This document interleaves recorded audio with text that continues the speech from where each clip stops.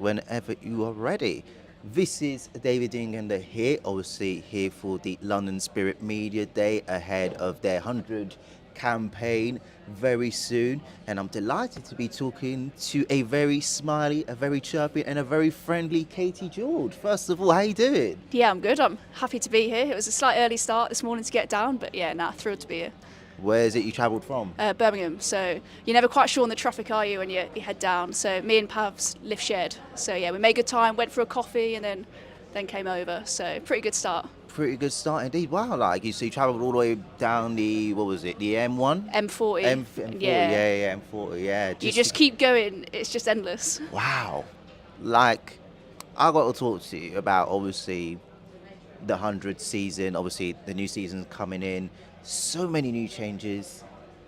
Obviously there's changes with the team's names, identity, whatnot. Talk to me, what is the excitement like for this 100 season? I think exactly what you said. There's so many changes, and it's done so much for the women's game already that everyone's kind of like, what's going to happen next? Where are we going to go? And I think the investment and all the new excitement with different names, different shirts. I mean, we've definitely got the best kit, but like I think that excitement just builds, and like us as players, like we can't wait to get going, and we just want the fans to get behind us again. And yeah, really excited for this year. And obviously, this is a franchise that has been successful in previous seasons as well.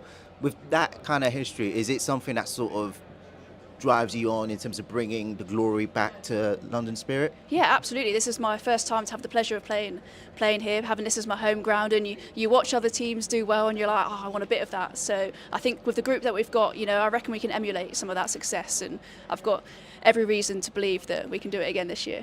Absolutely. And what gives you guys that belief that you guys can do it again this year and to go on and go all the way to the final?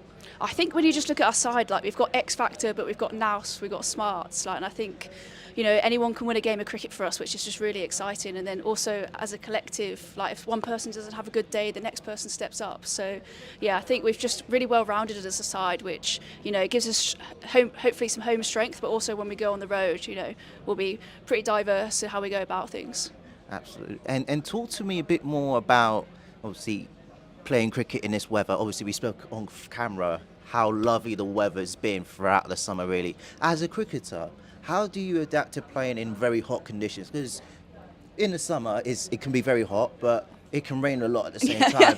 But we've had more sunshine than rain. So hopefully we don't jinx it, because it's been brilliant recently. Yeah, I mean, you want to play cricket in the sun. It's the conditions you want as players, as fans. So hopefully it continues. I think you get used to sweating. there's no kind of you just get down and dirty with it. But it makes for good cricket.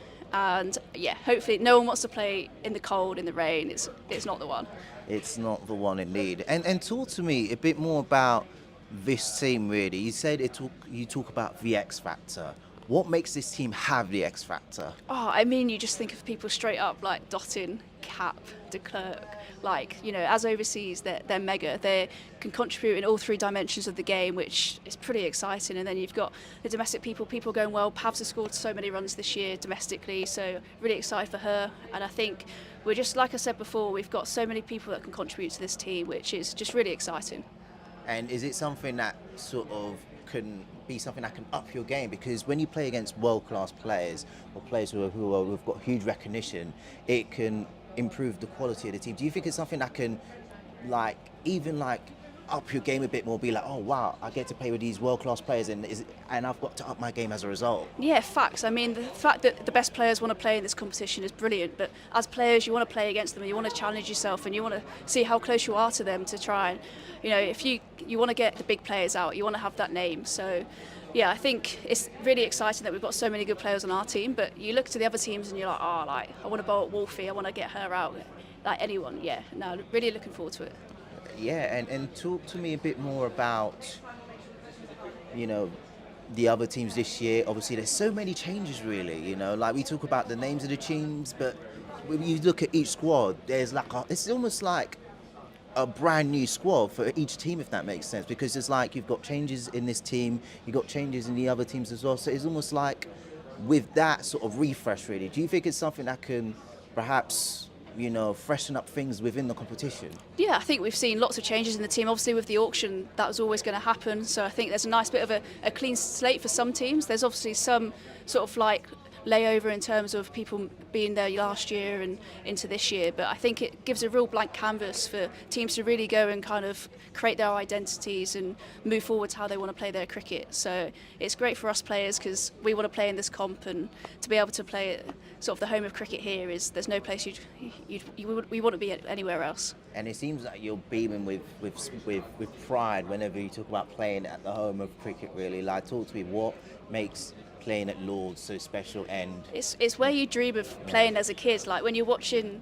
cricket with your dad or your mum or whoever, like growing up, you watched my first ever game of cricket I watched live was here, watching Jimmy Anderson kind of run in, and he got Tendulkar out, and it was like the uproar of the crowd. It's addictive, and I think this is the best place that you want to play cricket. I mean, Lord's lunches, but but this is the history, the kind of, when you speak to anyone, they say the same thing, and that's not just they're saying it for the sake of it. It's because it's genuine. It's because anytime you're here, you just have the best experience. And you spoke about Jimmy Anderson as well. My brother had the privilege to watch Jimmy Anderson in his very last game. Talk to me, who, as a player yourself, what was it like watching Jimmy Anderson, and what has been some of the things that you see in his style of play that you sort of look to bring in your game as well? I mean, his longevity is pretty bloody good, isn't it? I think if I can carry on playing till I'm 40 odd, I mean, I don't think that'll happen. But yeah, I think they're icons of the game. I think even kind of, I've just done my headshots and Graham Swan was in next, and he's like, bloody hell, he was pretty good, wasn't he? Yeah. I think it's just getting to mix with people that have got so much knowledge of the game.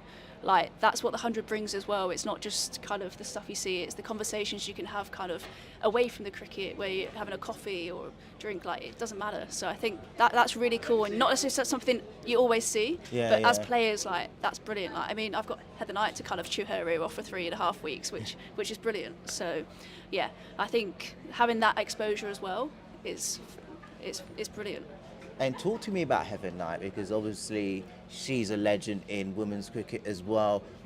What is it going to be like working with Heather Knight as well? And would you like to see, and do you think having someone of Heather Knight's experience is something that's going to really improve the quality of this side? I think it's straight up an advantage, to be honest. She's seen so much, she's been such a pioneer for the game.